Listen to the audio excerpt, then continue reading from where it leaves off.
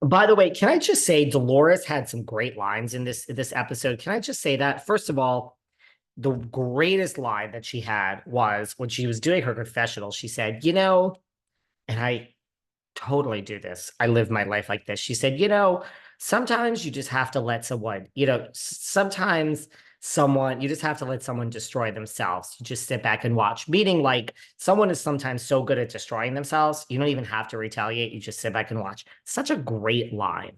But so they're having this discussion about Jackie before excuse me, not Jackie, Margaret. I'm all over the place. They're having this discussion about Margaret. Teresa's like, once Jackie arrives, how evil she is. I have to say, I love that Fessler is like, hello, I'm standing right here. Margaret's my friend. I love that she excused herself. She asked how many acres Teresa has. You guys may not like Margaret, but that's a good friend. That's a good friend. You excuse yourself. I like it because she wasn't going to join in, but you're going to, guilt by just standing there. So I don't know. There's a lot of things about Fessler I like. I really do.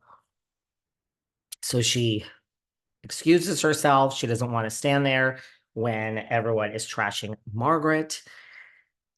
Teresa wants to know from Jackie, why are you protecting her? Trey then says, here's the Teresa we know, as my friend, I'm begging you to out all this stuff. Everyone needs to know how evil Margaret is. So there we go. There's the Teresa we know. Margaret ain't innocent. Teresa ain't innocent. We have two people here that are just as bad as each other. I love Jackie now is having this conversation with Dolores. She says her stomach turned.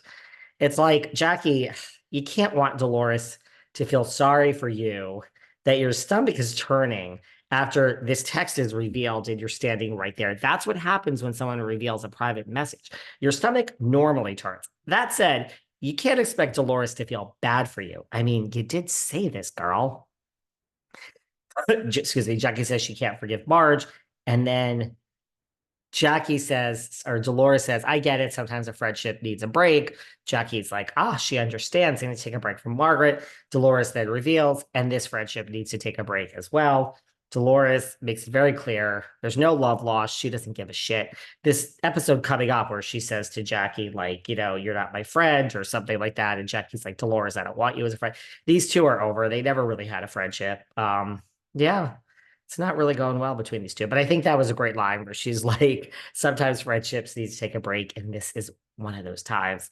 Dolores doesn't care. She's savage. Anyone realize Melissa and Joe are like not in this episode at all, except for 2 seconds in the beginning? You want to know what an RHONJ without Melissa will look like? Here it goes, this whole episode. Danielle eventually comes to the party, and now we get into the meat and potatoes again of the whole thing. When Melissa's old nose was here, she told us all about what was going to happen on this scene because the spoilers were leaked from Jennifer and Teresa. We basically saw it play out exactly how she told us.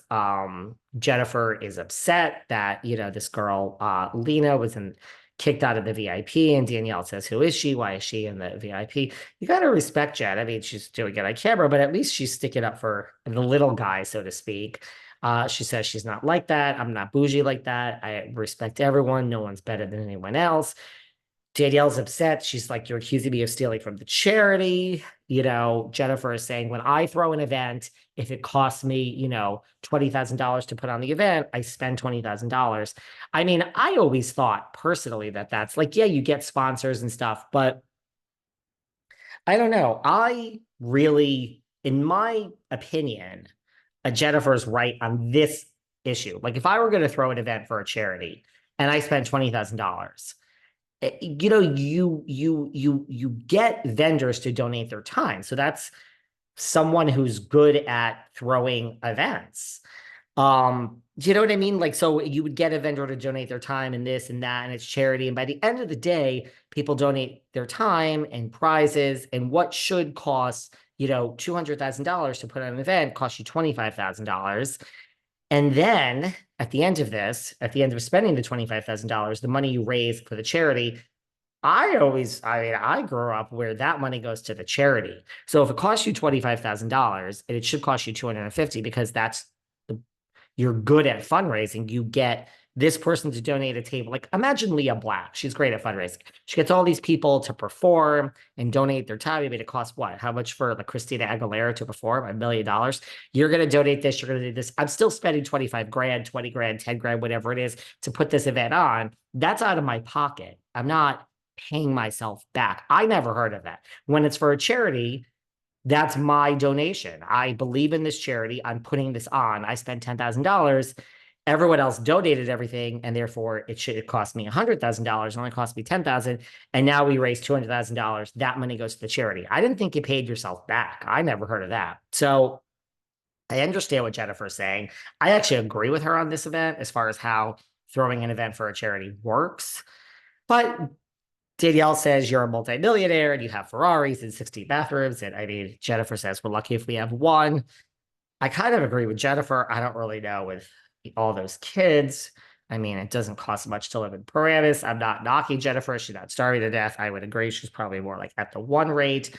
But I get Danielle's point. I still didn't think that you paid yourself back if you throw a charity event. Regardless, none of that's neither here nor there.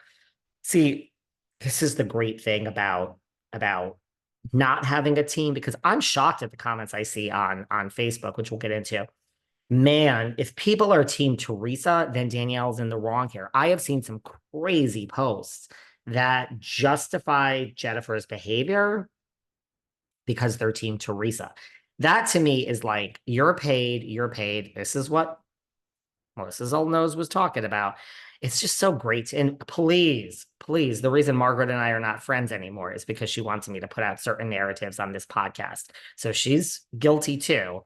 But that's the great thing about not having a team, is you could actually just observe and you're a flip-flopper and you change by the situation. So I don't think any of this is really neither here nor there.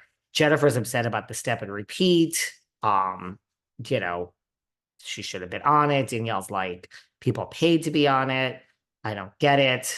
Now it's coming into the fact that Jennifer's also upset. Danielle is saying, you know, you were gotten a call by my hair extension girl, and I was just calling you. Danielle is saying, which I tend to agree with her on this. She probably called Jennifer to say, I just want to let you know what you're getting into. You know, it's going to be a whole day, and she's going to use your picture on her website.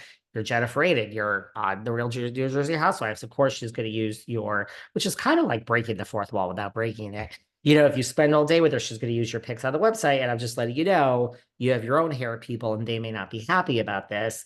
Jennifer, of course, has now remembers this conversation, is using it in a different format and saying that Danielle called her and said, you know, basically like, I don't want you to help out the hair people. We're up here and they're down there, basically. So Danielle is saying that's not how the conversation went. And shame on you. You're dirty. You're flipping this. I tend to agree with Danielle on this one. I agree with Jennifer on who should pay for the charity stuff. I agree with Danielle on this. I don't know. I am sure the conversation